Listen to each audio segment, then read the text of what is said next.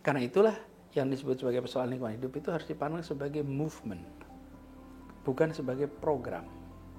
Kalau sebagai program, maka dia hanya dikendalikan oleh pemerintah. Kalau movement, dia melibatkan semua. Seluruh rakyat ya. Seluruhnya. Saya istilahkan di sini narrative leadership. Seperti apa itu, Mas? Kepemimpinan yang bisa menarasikan, yang bisa membuat pesan, sehingga pesan itu menyentuh, menghasilkan keterpanggilan. Akibat keterpanggilan itu menghasilkan orang untuk mau berbuat. Narrative leadership ini yang kemudian akan bisa menghasilkan action atau karya. Saya melihat memanggil untuk bergerak dengan pesan-pesan yang membangkitkan kesadaran itu yang diperlukan sekarang.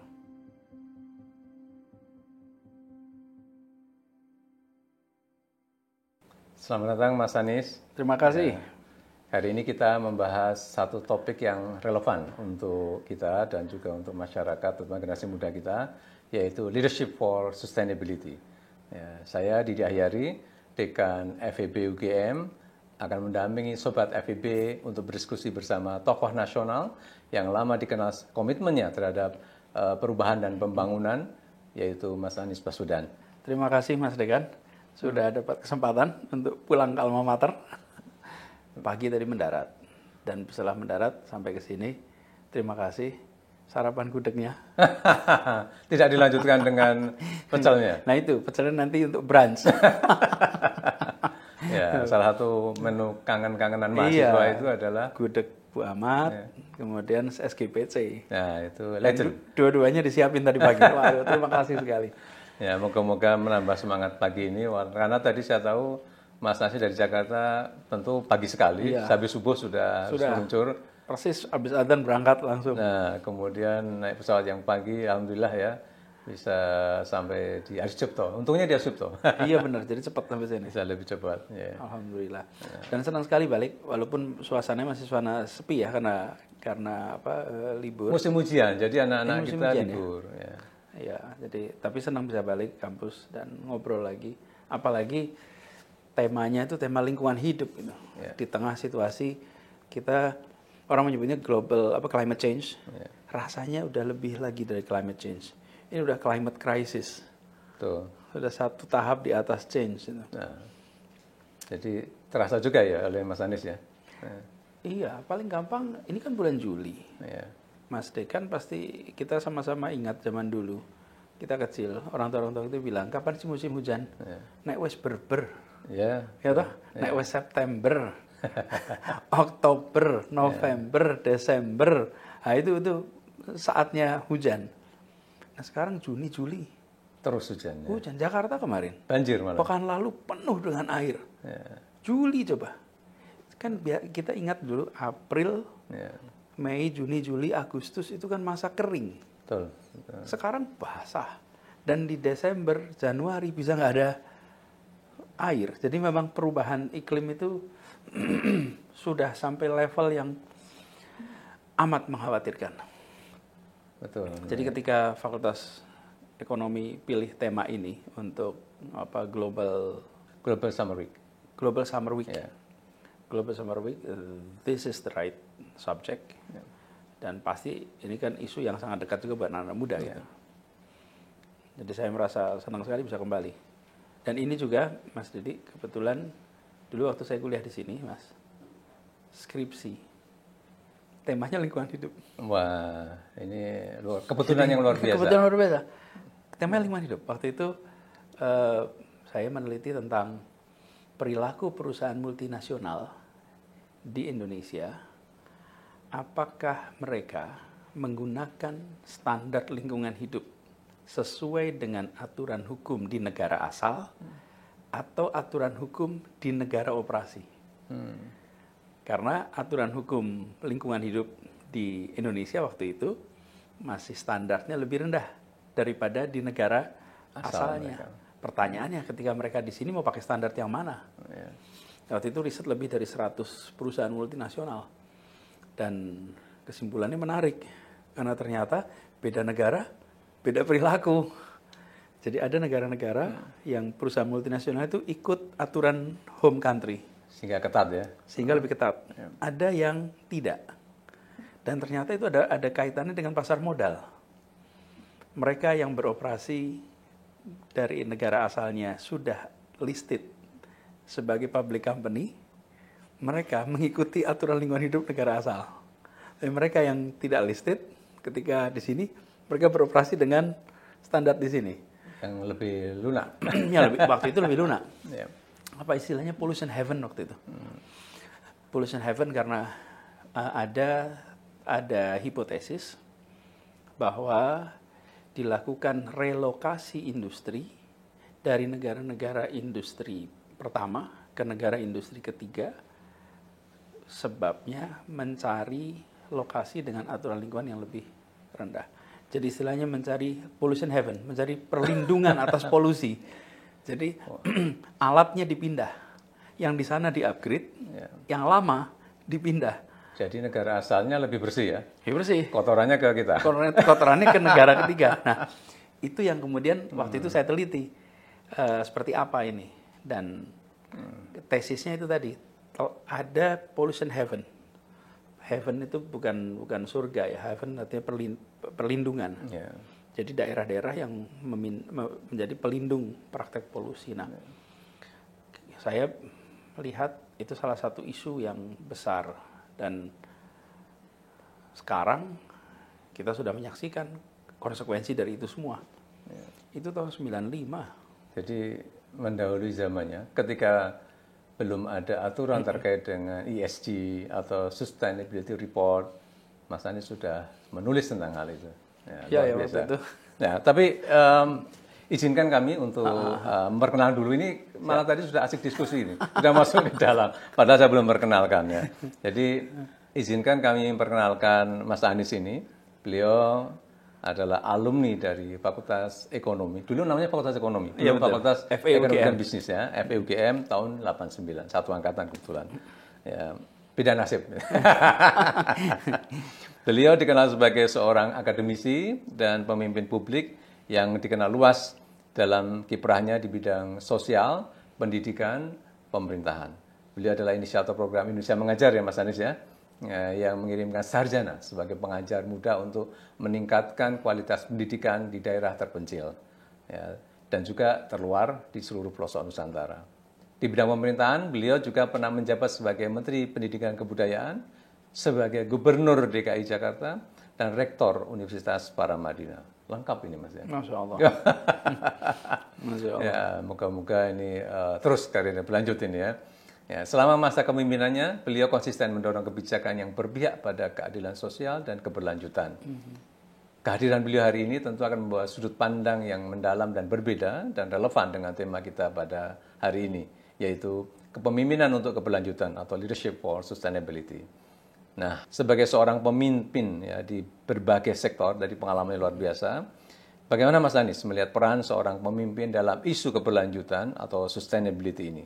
Dan menurut Mas Anies, fokus sustainability seperti apa yang paling mendesak untuk dijadikan prioritas saat ini?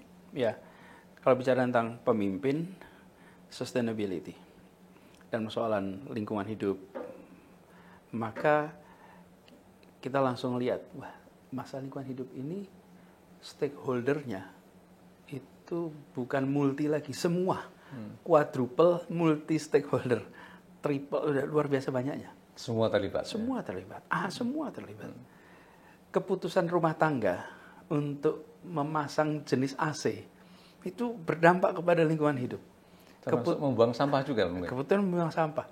Keputusan membeli mobil dengan karbon emisi dengan yang tanpa.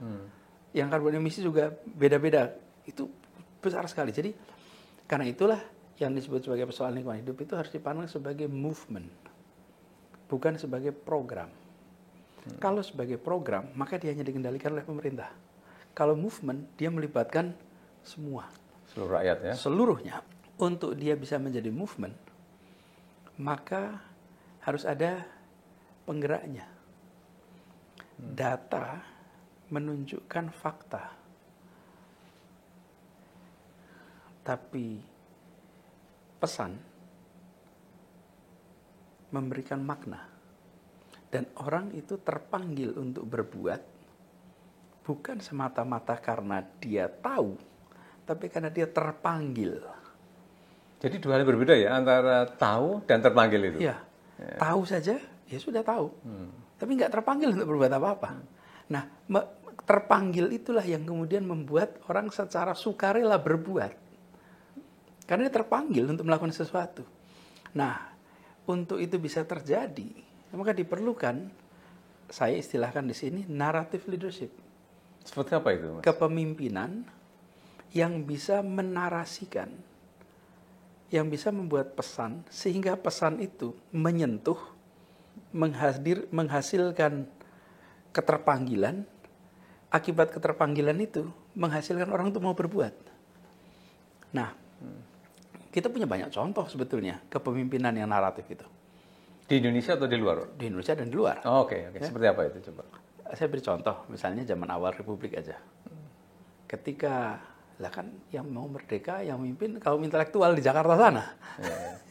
Rakyat kebanyakan enggak tuh, jauh tuh dari keterdidikan.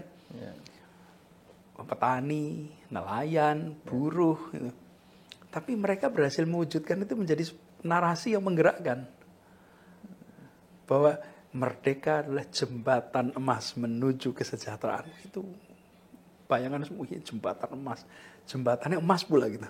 Jadi kan ada imajinasi di situ. Kemudian pilihan kita tuh cuma dua. Merdeka atau mati gitu. Tidak ada di tengah-tengah ya? Di tengah itu. Merdeka atau mati. Nah, pesan-pesan itu sederhana. Tetapi membuat orang tergerak gitu. Terpanggil. Itu di awal Republik. Yang modern juga banyak. Kalau kita lihat Greta. Greta itu umurnya berapa nih Greta ini? Kira-kira belasan tahun Greta Thunberg gitu. Dia mengatakan sederhana. Satu kalimat. Our house is on fire. Ini anak kecil. Mengatakan rumah kita sedang terbakar. Langsung semua itu merasa, oh iya gitu. Imajinasinya itu terbangun. Nah, jadi naratif leadership ini dibutuhkan untuk memanggil semua. Karena yang diperlukan bukan hanya kutipan-kutipan fakta. Yang kutipan-kutipan fakta itu sudah ada bertahun-tahun lamanya. Tetapi ketersentuhan untuk bergerak, untuk berbuat. Lalu, pesan naratif leadership ini mengundang orang untuk kolaborasi, mengundang untuk berbuat. Dalam pesan-pesan itu akan muncul pertanyaan sederhana, why it matters? Kenapa ini penting? Dan sesudah itu akan muncul, what can I do? How can I help? How can I collaborate? Tapi itu turunan dari keterpanggilan. Nah, naratif leadership ini yang kemudian akan bisa menghasilkan action atau karya. Kalau saya pernah urutkan, Mas Didi, urutannya itu gini, gagasan, narasi, karya. Jadi action, karya itu turunan dari narasi. Narasi turunan dari gagasan. Kalau kita ada gagasan dan narasinya, action itu akan mudah. Gitu. Nah, narasinya harus narasi yang tadi memanggil, menggerakkan, menggugah.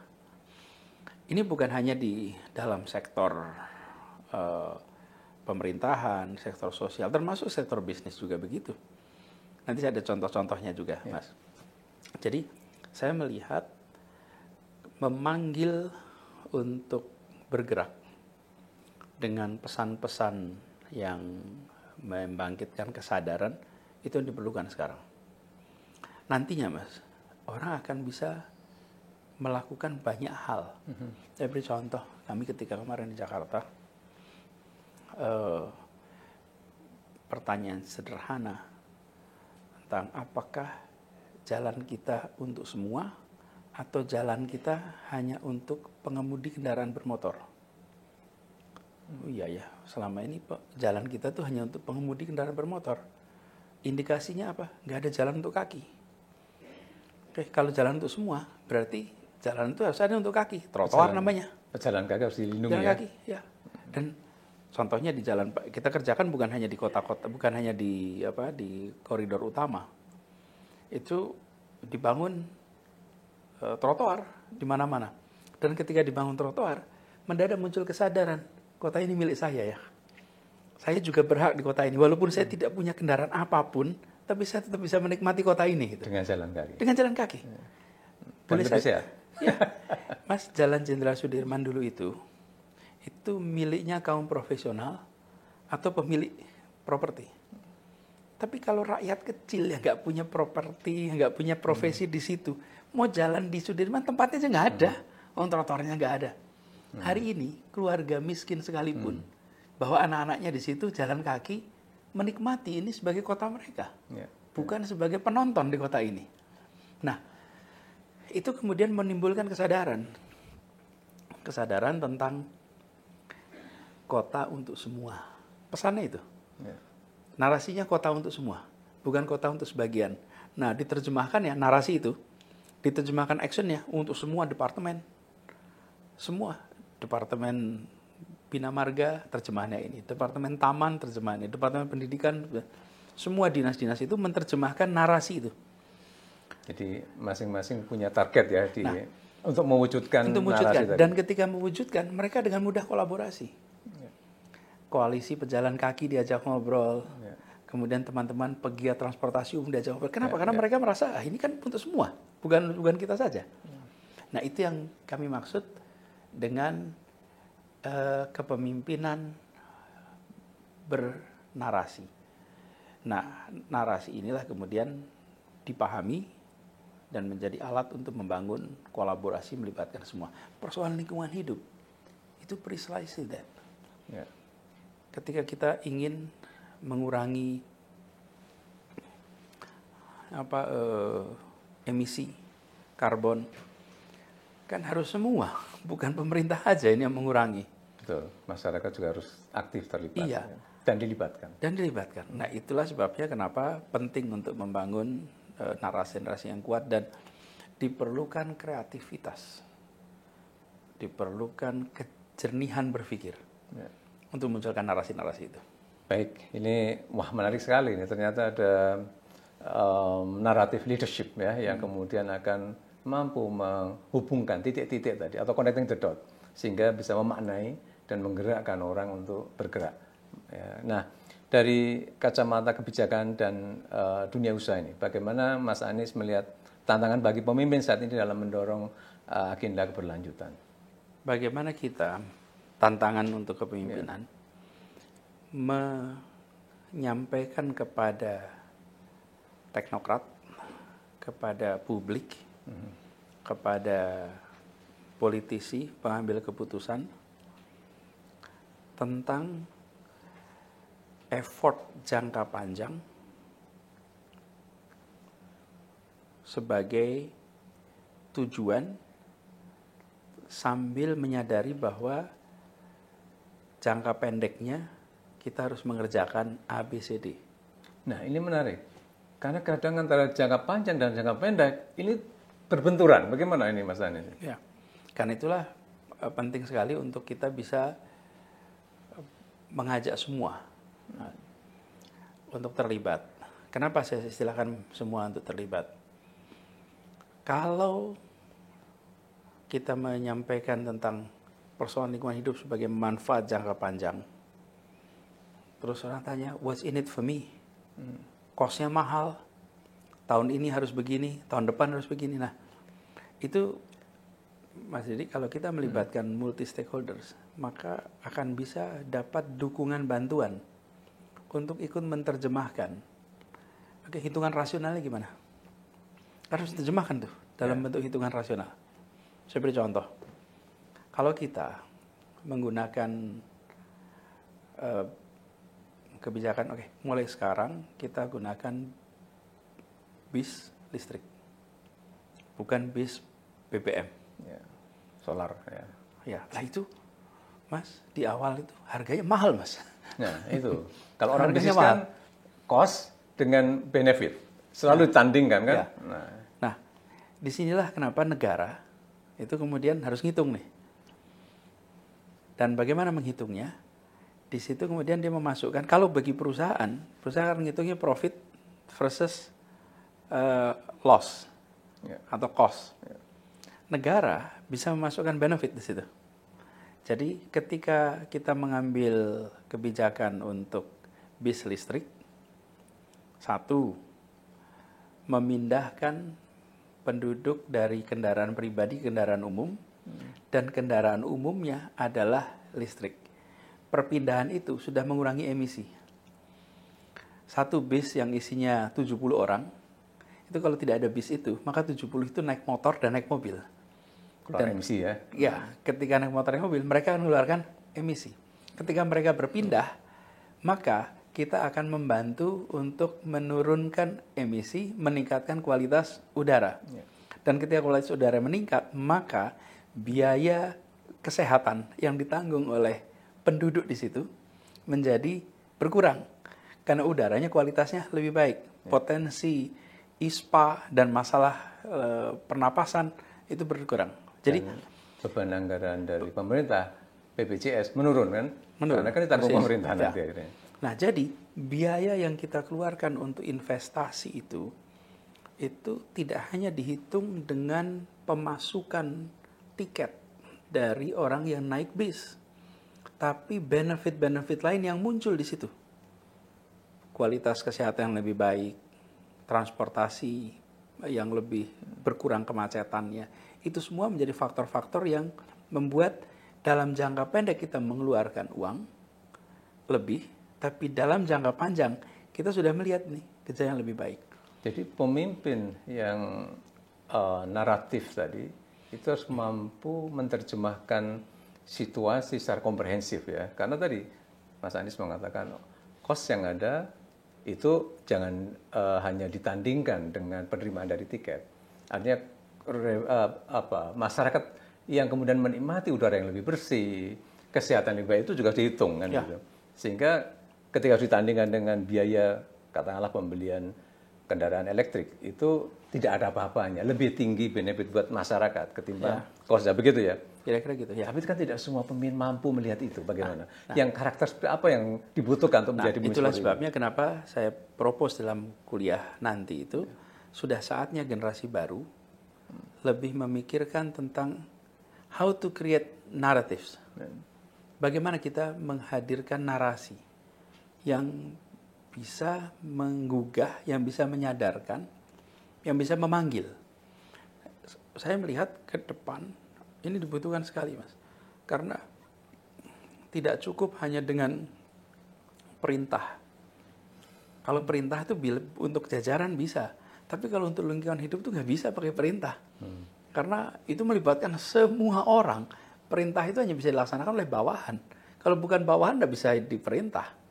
Tapi bisa nah itulah sebabnya kenapa saya melihat penting untuk menyadarkan. Sehingga dari awal teman-teman mahasiswa, teman-teman muda mulai terpanggil untuk menghadirkan kemampuan dalam berpikir, dalam berefleksi, supaya outputnya adalah narasi.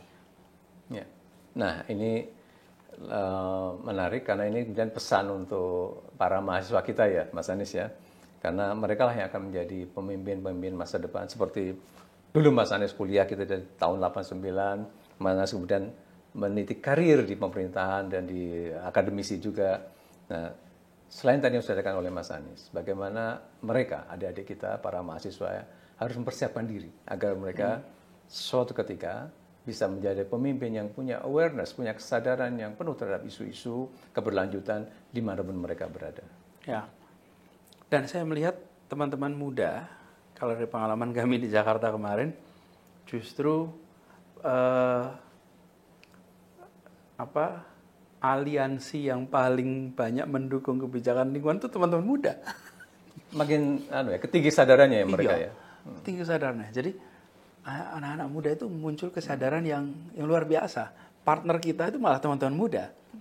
Anak-anak muda yang kira-kira begini, this is our earth ya, this is our environment ya, dan bila generasi atas saya merusak itu, kami loh yang nanti akan menanggung konsekuensinya di masa depan. Nanti ketika udara buruk di masa depan, kami lah yang harus menanggung.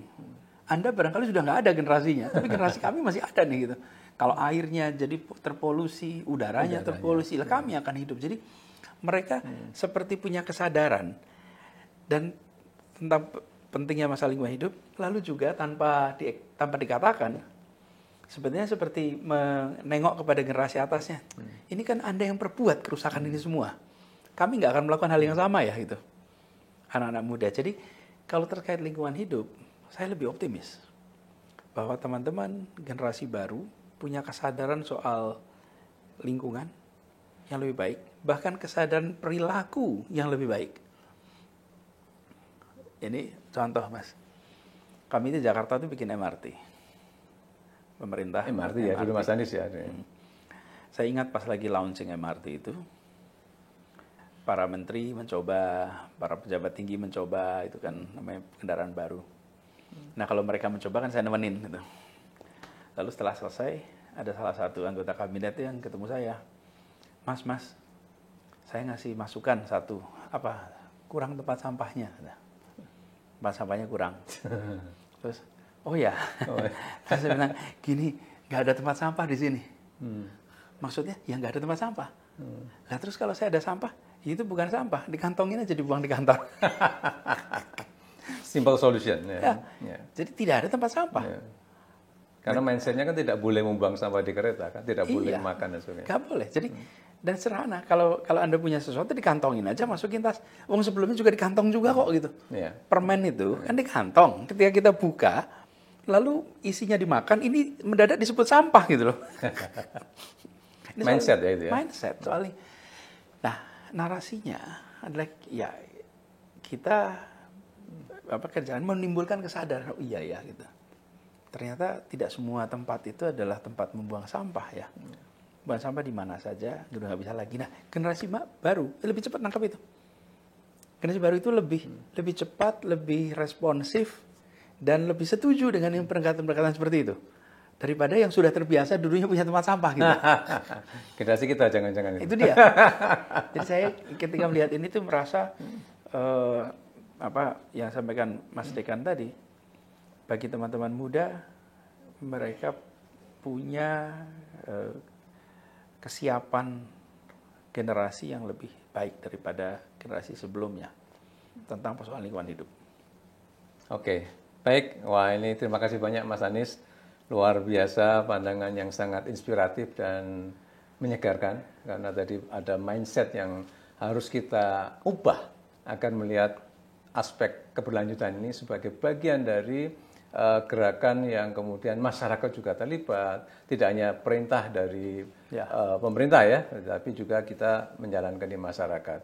Saya yakin apa yang disampaikan oleh Mas Anies hari ini akan menjadi inspirasi bagi Sobat FEB UGM agar ikut ambil bagian sebagai bagian dari agen perubahan. Semoga kehadiran Mas Anies pada pagi hari ini bisa menjadi inspirasi untuk calon-calon pemimpin masa depan dari FEB maupun dari mana saja di seluruh Nusantara. Sampai jumpa di episode Wisdom Talk berikutnya. Terima kasih Mas Anies. Matur nuwun. Matur nuwun Mas Dekan.